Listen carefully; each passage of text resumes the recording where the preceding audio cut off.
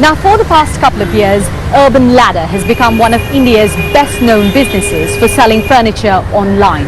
From beds and sofas to tables and shelves, it sources items and delivers them to homes across the country, attracting not just customers but a flurry of investors, including Ratan Tata, Chairman Emeritus of the Tata Group. But with furniture being traditionally something you want to see and feel before you buy, isn't that a problem? Sameer Hashmi asked the company's co-founder Rajiv Srivatsa. So funnily enough, we also realized this after we started selling, that India was always possibly used to buying furniture of carpenters, and carpenters used to show you a diagram of a pencil and a paper. What we have done is to make this whole experience much better. We show a picture, a really high quality picture from different angles, 360 degrees. We show a video of people using that particular product.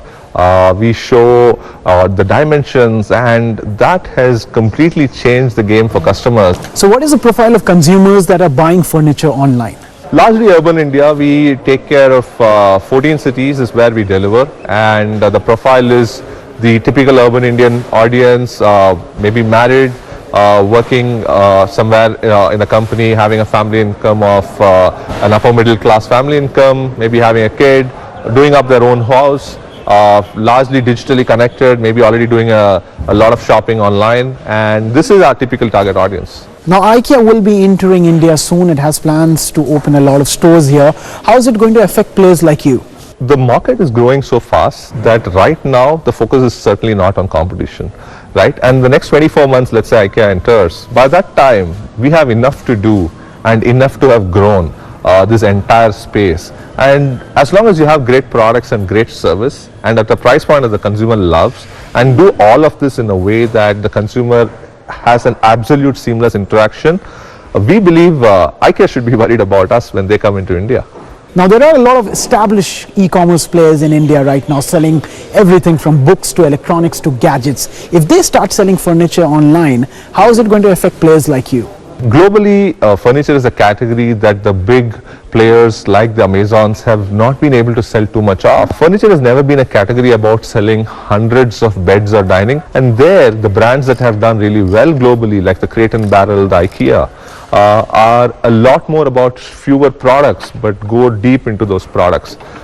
The other part about this is it requires service more than what someone who's selling books and mobiles is going to come to your house at the door and go off, but we need to come into your house, install the product.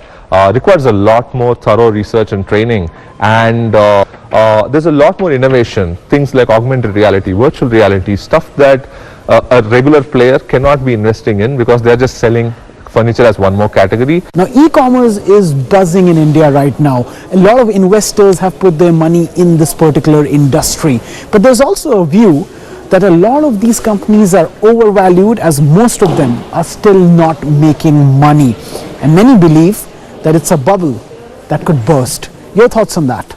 Consumers are buying a lot of home decor, which starts from consumers buying a lot of houses in India. And if you look at that market, that's growing at least 20-25% year on year. You can't stop that. That's a one-way growth because consumers are earning more and spending more. And that market will hit a $50 billion market.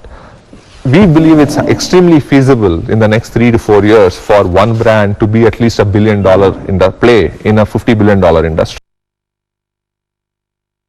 Opportunity for a company like yours to go global. Yes, the way we are building the brand is to make sure that we have a global benchmark, right? In terms of the brand, in terms of the quality of the product. So certainly we are building the brand to be able to be global ready. But there's enough to be done in India for the next 2 to 3 years. So I don't know when and we should be doing that. But certainly we are building the brand to be ready for global.